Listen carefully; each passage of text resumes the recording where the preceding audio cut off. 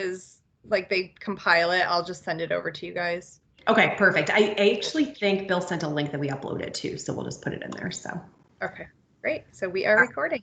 Good afternoon, welcome, and thank you for joining us for Women Making a Difference in Manufacturing Through Leadership. We're so excited to have you here today.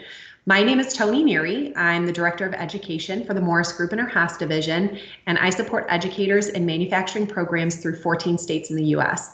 I also get to serve alongside these powerhouse leaders on the board for AMPT, which is the NTMA nonprofit that we're working here with today.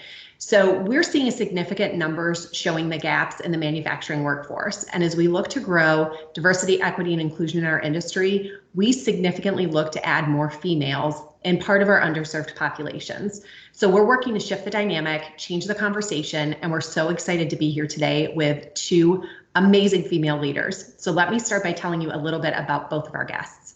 Meghan West is president and CEO of CNC Software. They're based in Connecticut. She earned her BS in business from Bentley College and an MBA in management from Hawaii Pacific University. And you can probably see in the background today, that's where she is, which leaves us all a little jelly. She grew up around CAD/CAM. She's gained valuable job experience inside and outside of the manufacturing industry before officially joining CNC Software in 2009. When Meghan first joined the organization, she was the operations manager. And in 2014, the Society of Manufacturing Engineers named Meghan one of the 30 under 30 in future leaders, which was pretty exciting to see. In 2015, she was named president of CNC Software, and she resides in Tallinn, Connecticut with her husband and her 2 children. And then we also have Kristin Carlson, who is president and CEO of Peerless Precision, which is located in Westfield, Mass. So we've got New England strongly represented today. Peerless is a small precision machine shop specializing in the manufacturing of small, complex mechanical components, mainly for aerospace and defense industries. So she served on a ton of boards. I could literally be here for the whole 30 minutes, naming all the local, regional, and national boards that she sits on. But what's most important is Kristin is making a huge impact in her region to help explore and really shine the light on careers in manufacturing. She's doing amazing things, and she's been with Peerless since 1997, where she's held a variety of positions with the company since then. She assumed the role of president from her late father in 2012, and Kristin has extensive experience in purchasing, sales, supply chain management, and operations management. Hashtag force to be reckoned with. She's extremely passionate when it comes to changing the outdated narrative that encompasses manufacturing, bringing more women into manufacturing and educating students on the many, many career pathways and opportunities that are available for them. So ladies, thank you both for joining us today. Thank you so much for having us. What an honor to be here. I want to just start with a really basic question, and that is, was a career in manufacturing ever even on your radar? Yeah, so, it's interesting. I think manufacturing, just the business in general, my father started the company 2 weeks before I was born. And so I've really known nothing else other than this. I was genuinely born into this. And I think by the time I was 7 years old, I knew that I had an interest in the company, in the industry, and so by the time I was 14, 15, 16, my father was really fostering that interest, and we created a plan so that I knew what I needed to do to be able to enter the company and eventually take over as leader. So I guess for me, it was not even just that it wasn't on my radar, it's that I never thought about anything else. I love that. Kristin, what did your background look like? Did you always see manufacturing on your radar? I'd have to say yes and no. My father purchased the company in 1997 when I was 15, and he moved us here from outside of Chicago. So I started as the shop kid, sweeping floors and climbing into machines, cleaning chips out and everything.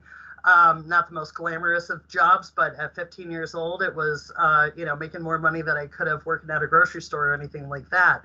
I did that throughout high school, went to college for a bit, and then came back and did shipping and receiving and purchasing. My dad always wanted me to be in the position that I am now. He was very stubborn, and I am also very stubborn. So in that aspect, I didn't want someone else defining my future for me. So I took the long road to get where I am now, and I came to it on my own. So at that way back when, a career in manufacturing was not on my radar, but it did as I grew older. And then especially when I came back to the company to keep it going, I found out my dad was right and he knew what I was always going to be good at. Isn't it crazy when we figure out that they know best, and especially for the audience today that are students in a classroom that are trying to figure out what their pathway may look like. Your parents are not always wrong, so just cut them a little slack, because they sometimes know what they're up to. They've been there once or twice. Can you describe a little bit just about your career pathway that moved you into the position where you are today, and what some of those experiences did to prepare you for leading an organization in a very male-dominated industry?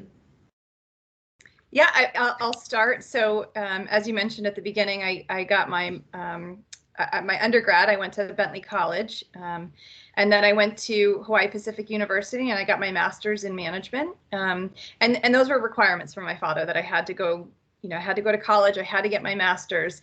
It's interesting. That definitely prepared me for running a business. But I think in terms of what it really takes to work with people, that lesson, that knowledge, I really got from my father. It's that hands-on experience. But it's funny, Kristin, you mentioned that your dad's very stubborn and you are as well. And I think what worked for us is that I think very much like my father as well. And I think he recognized that.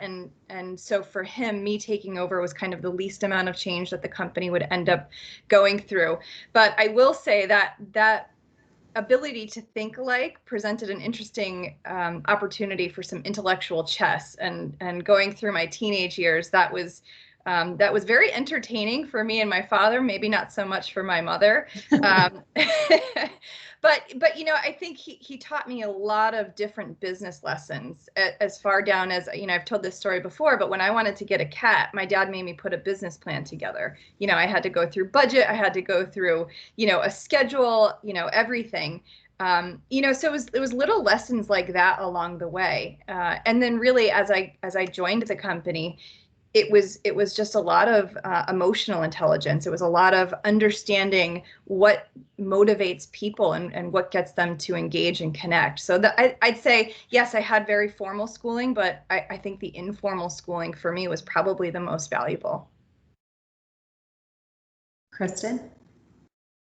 Yeah, and I'll agree with the definitely the informal schooling offers a different type of value than the formal schooling. I did go to college for a bit, and I'm not afraid to admit that I dropped out because I didn't know what I wanted to do with my life. And like Meghan, I was told I needed to go to college. Back at that point, it was college or bust, which, now I look back on, and it wasn't always the best message to be sending to everyone, because there's so many more opportunities that don't always require that degree. I learned better hands-on and by immersing myself in things than by sitting in a classroom with someone telling me to do it.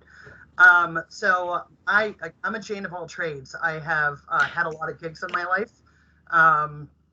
Starting out as the shop kid at Peerless, I worked at CVS in high school while I was doing my shop kid gig, and I became the youngest shift supervisor at under 18 at CVS within the first 6 months I worked there. I've always climbed to the top. I work hard and I want to learn everything there is. So I worked at Fleet Bank, which is now Bank of America, for a while, which gives me the ability to count money extremely fast. And I'm really good at math. I can do a lot of things in my head. And I've got definitely my typing skills I've gotten from there. I had moved to California after I came back from college. I was living at home with my family, working with my family. I'm the oldest of four. I was 21, living at home with all three younger siblings. There was no work-life balance. Work came home with my dad and me, and so there was no separation. So for my sanity and everyone else's, I moved across country, and I had friends who lived out there, so I wasn't doing it on my own. I became a merchandiser for a gourmet cookware store, and then within 6 months, I beat out the two 10-year gentlemen to run the whole warehouse when I managed 3 men below me.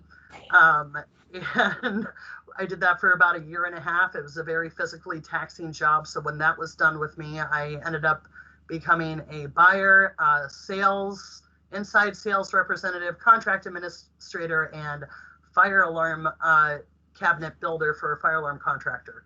So I did that for 8 years. It's again, I immersed myself in a very non-female traditional environment.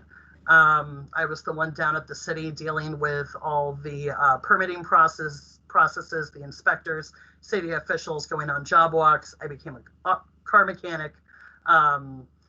Just there was so many hats that I wore there, but everywhere that I've been, I've learned something different that could be applied to another job or another profession. When I came back to Massachusetts in 2012, and it was because my father was terminal, and I had committed to coming home when we found out he was sick, to help my mom either decide to sell the company or keep it going. Everything I learned and all the other gigs I had, I was able to bring back here with me. And I got to look at Peerless with these different set of eyes on, not rose-colored glasses, not looking inside of a box, see what we were doing right at Peerless, what could be improved, and taking what I had learned in all my previous gigs to be able to mold the company into something that was what my father had grown, while adding my own personal touch to it as well.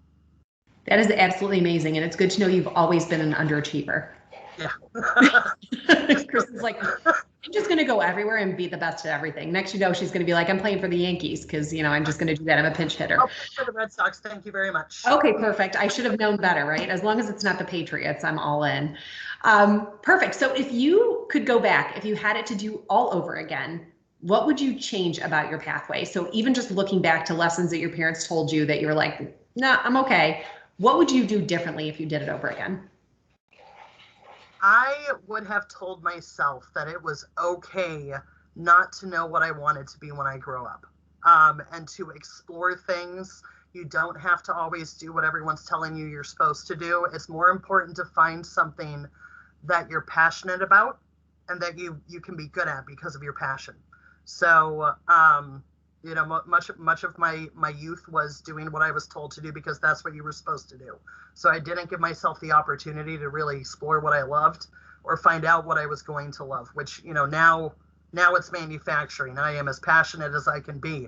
But I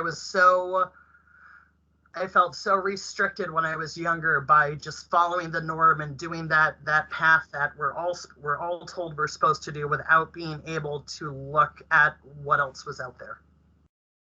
Meghan, what would you change about your pathway? You know, I don't know that there's much I would change. You know, I had somewhat of a similar experience to Kristin.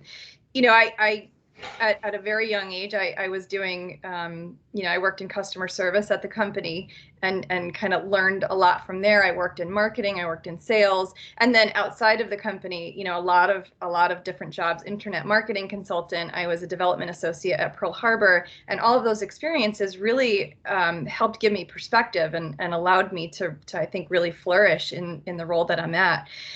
I genuinely was so fortunate that I identified pretty early that this was something I was passionate about. And it wasn't, you know, for me, it was definitely the manufacturing, but it was also the leadership portion of it. You know, I love connecting with people. I love finding a way to be able to provide an environment where they can flourish. You know, I often define success at our company as the number of smiles on people's faces when they walk in the door to show up for work. You know, if people feel like they're excited and happy to come to work, that they're part of something bigger than themselves, that's how we're successful. You know, I think the revenue, the bottom line, the profit, all that stuff comes from that. So I love the fact that I have this opportunity, you know, this vehicle, this platform to, you know, sort of leave a positive impact on the world. And so I don't know, I think there's not much that I would change about how I got into it. I think, you know, just similar to Kristin, just give myself that a little bit more permission or compassion, you know, that things don't have to be perfect and things don't always have to, you know, be figured out. I remember the first day that I started at the office thinking to myself, man, I have been working for essentially the last 10 years in terms of, you know, just prepping myself, going to school, working for this moment. And I remember thinking, what if I hate it? What if I've done all of this and I hate it and I this isn't for me. And that was a very fleeting thought, and I haven't looked back since. I've been so engaged and very fortunate. But I think the other piece of it is that every day is different. Not every day is going to be perfect. There will be days that you question yourself, and there will be days that you wonder if you're doing the right thing. But I think that's present in any situation. So I've been very, very fortunate to be where I'm at. Well, and for me, I think one of the things that we miss so frequently is it's not important to just find the things you love. It's important to find the things that you're like, no, I absolutely don't want to do that. So I knew I could never be a nurse or a teacher because I lack patience and I don't like blood. So those are things that were never, ever on my radar. But I think it's so important when students are exploring what opportunities look like that they're understanding it's really good not just to check boxes for things that you like, but to also, put that big red X through the ones that don't excite you. And I have to say, you both obviously have natural born leadership skills. And I think you're both firstborns in your family, right? Yeah. Firstborn girls, because I can tell you a firstborn boy in my house, and he tends to lack some of that. But my younger daughter is definitely a strong leader. So we often joke she's the second adult in the house. So God love my husband, but what can you do? And Toni, I think you bring up a good point, and I just wanted to mention, I think it's important not just to find what you love, but where that intersection is of what you love and what you're good at. Because I think if you try and do something that you maybe don't have the natural skills for, it's going to be more of a challenge. And that's not to say that it's not possible. But I think when you find something that you really settle into, that you're passionate about, that you have natural ability for, things tend to be much smoother.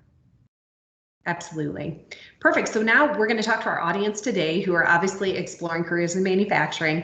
And I just want you to talk a little bit about what both of your organizations are doing to, I like to say create awareness, because I don't think we really have a perception issue. I think we have a lot of people that don't understand the world around them is made. Your smartphone, the pen that you're writing with, the glasses that you wear. These are all components that were designed, prototyped, manufactured, QC and inspected, marketed, sold, shipped, and delivered. So there's this whole swath of positions available in manufacturing. So I really think it's about creating awareness. So tell us a little bit about what your organizations are doing to create awareness and spark excitement to really show and shine the light on the fact that manufacturing is an amazing career for everybody, no matter what your talent or skill set or area of interest might be. Yeah, so I think we run the gamut. We do everything from connecting with organizations like NTMA and AMPed, SME. We've got Edge Factor, which is another great group that creates content to add exposure and get the manufacturing industry out there. We work with Titans of CNC. They're really focused on education and making sure that there's curriculum so that students that are interested are able to get the training that they need. So we kind of do things on a national or international level, but I think sometimes the most effective is more of that grassroots stuff. So we have Girl Scout troops that come into our office, and we go through a presentation for them, and we show them the machines. We participate in Manufacturing Day, which, we have anywhere from 100 to 300 students that come through the building and get an opportunity to see what those different career opportunities are. Because you're right. I think when you think about manufacturing, it's somebody at a machine or somebody on a shop floor, but it's so much more than that. It's designing the product, creating it, shipping it, selling it, marketing it. And I would also argue, especially when it comes to, women, whether or not they think that they belong in manufacturing, all those things that you said that manufacturing creates, eyeglasses, hair dryers, musical instruments, women use those things. And if we don't have that voice, that representation in how they're created and how they're manufactured, then we've really missed out on a huge opportunity. So, it's about talking to your community, allowing them to have access to you and to your company and your building, and knowing that we all have to take that responsibility. Don't wait for somebody else to do that. Yeah, pretty much the same as Meghan. I've been surrounded by so many people who are always complaining about the skills gap and workforce issues. And I sit there, why complain when we can get out there and make a difference? So if any school that will let me in their front door, I'm going to go in there and I'm going to talk to their students. We open up our facility every year to multiple field trips, whether they're elementary, middle school, or high school. This past year, we've been doing a lot of virtual career chats, virtual field trips, which is really interesting. And interesting to do, because it's so much easier when you can actually give kids the parts to touch than me just sitting there on a camera holding it and say, yeah, I know you can't see this, but it's pretty freaking cool. I also, relate. It's hard for what we do because they're mechanical components that are going into big systems. You can't look at like an impeller for an aerospace engine and know what it's going to be. But I can say, look, this impeller goes into this engine that's on this Gulfstream plane that's actually at our local municipal airport. And every time you look up in the sky, any helicopter and airplane that you see flying today has a minimum of $100,000 worth of parts that came out of Westfield, Massachusetts. Or, we make parts that go into thermal imaging and night vision cameras. So as long as the kids are old enough to remember this, the story still rings true. So when they found the Boston Marathon bomber underneath the tarp in the boat, parts from my shop were in the camera that caught the bad guy. And so as long as they remember seeing that, they're like, yeah, that's freaking cool, and it's really tying that all together. So you look at this little widget, and the kid's no one's going to know what it is unless you tell the story of what it is.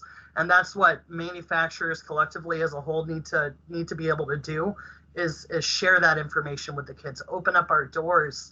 I mentor young women in different pathways programs in Western Massachusetts. I'm part of the Westfield Educational to Business Alliance called WeTuba, which partners Westfield businesses with the public school system. And I adopt a classroom twice a year, and I go in, I talk to them, and they come and tour my shop. And, we've done it for 2 years, and about 50% say they want to look at going to a vocational school after they've been in my shop. So it's up to us, companies like mine, like Meghan's, like Haas, to really spread the good word of what we do. And that's where my passion comes a lot, and what I'm here for. Problem solvers wanted. I mean, that's really what it is. Manufacturing is all about solving problems, making cars and airplanes safer and faster and more fuel efficient, and leaving a smaller carbon footprint. And that's really what I want to get across. As a career in manufacturing, you can be a helper. And that's so important, especially in today's day and age where, when we're looking at students that want to have a bigger impact in the community around them. And I don't know if you've ever heard the story. I honestly don't know if it's true. I should probably Google this, but Volvo was one of the first ones that the back of the car seat had the hole in the middle of it. And it was because they had female drivers that were complaining about their ponytails hitting the back of the seat. And a female engineer was like, well, if we just cut this hole out, it would still be safe and secure, but your ponytail could fit right in there. I was like, I don't know if that's true or not, but that's pretty darn cool if it is, right? You're leaving tennis and you just need your ponytail to fit in your car seat. I mean, who knew? I never would have thought of that.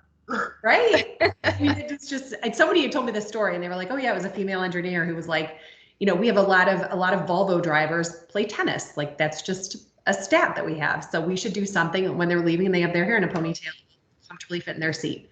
Again, I have no clue if it's true whatsoever, but that's what I've heard. But a perfect example of the fact that we are consumers, and if we don't have a say in what the product is designed like, then we miss out on an opportunity. So I think it's so important that women are part of the process. Absolutely. Perfect. So as we're getting ready to wrap up, I wanted to know if each of you would just give a little bit of a company history about both of your organizations. And I really do. I feel like we're poised right now that this is such an amazing career pathway for young women to look into. And for the young men out there watching, we want you too. But I've just seen so many of my machine tool technology programs with female students that just completely excel, and they're winning gold medals at Skills USA and the state, and they're going to National Skills USA and CNC. And I just want everybody to know this is a pathway for everybody, whether you love math or you don't love math yet because you don't understand the application of it. There are so many career opportunities available in manufacturing. So Kristin, do you want to start by talking a little bit about Peerless? You mentioned your dad bought the company, but how long has the company been around? Sure. So Peerless Precision was founded in 1976. Like a lot of machine shops start out, a guy who was working for another company said, I'm going to do this on my own. So we started out with very manual, basic machining, honing, lapping, and grinding. The company started bringing in manual milling and lathe. In 96, 97, the founder was looking to retire. My dad was a serial entrepreneur, had started 2 businesses while we were living in Chicago. Again, I might have mentioned I'm the oldest of 4, so while they were doing well, they weren't enough to feed a family of 6. So he said, let's see if I can buy an established business that has room to grow.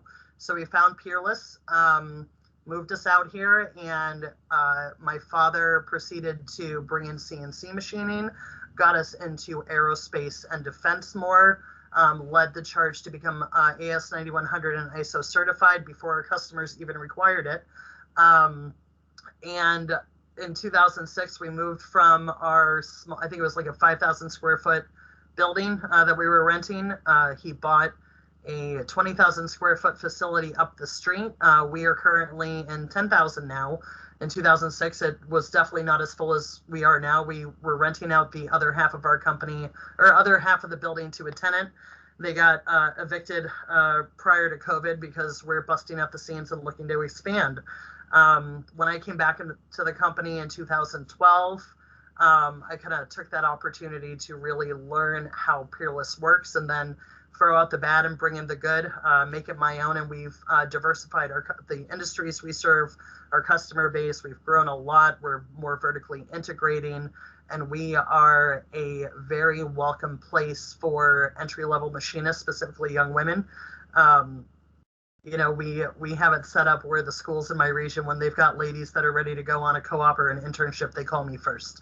So I love that. I love that we've been able to set that up. It's exciting to see us grow, both as a company and as a culture. And I'm having a good time with it, and I can't wait to see what the future holds. Fantastic. Thank you so much, Kristin. And how many employees do you have now at Peerless? We are at 28. Okay. So Fantastic. in 2012, we had 19. So we've done a good, slow growth and sustainable. That's fantastic. And Meghan, obviously we know that your dad started the company 2 weeks before you were born. So obviously your mom probably wasn't seeing a lot of him in those first couple of days with newborn health, I would imagine.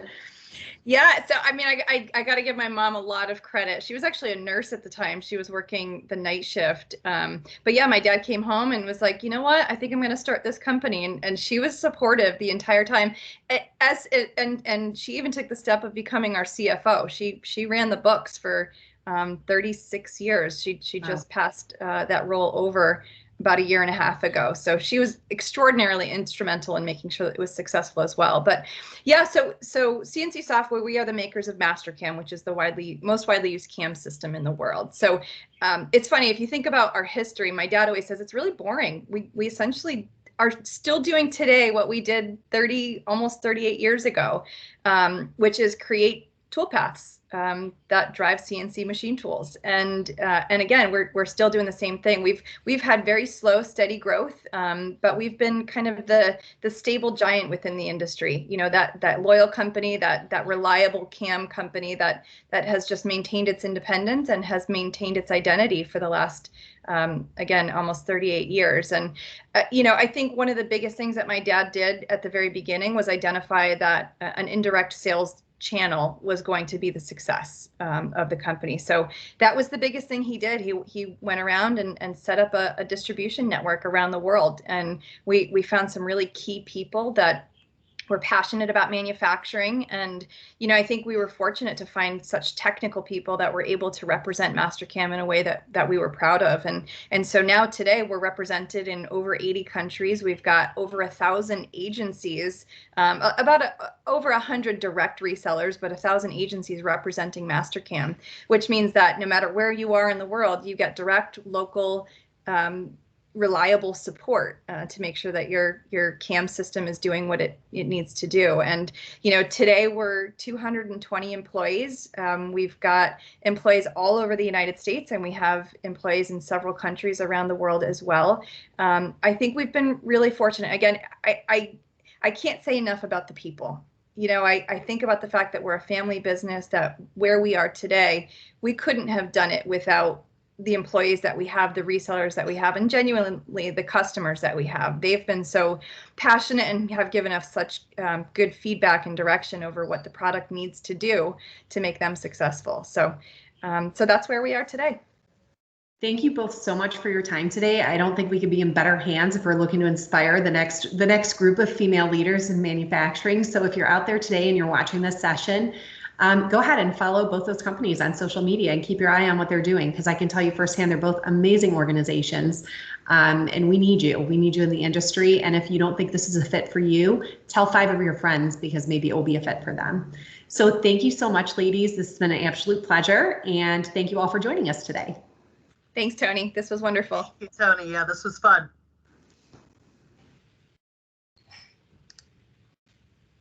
All right, I'm going to stop recording.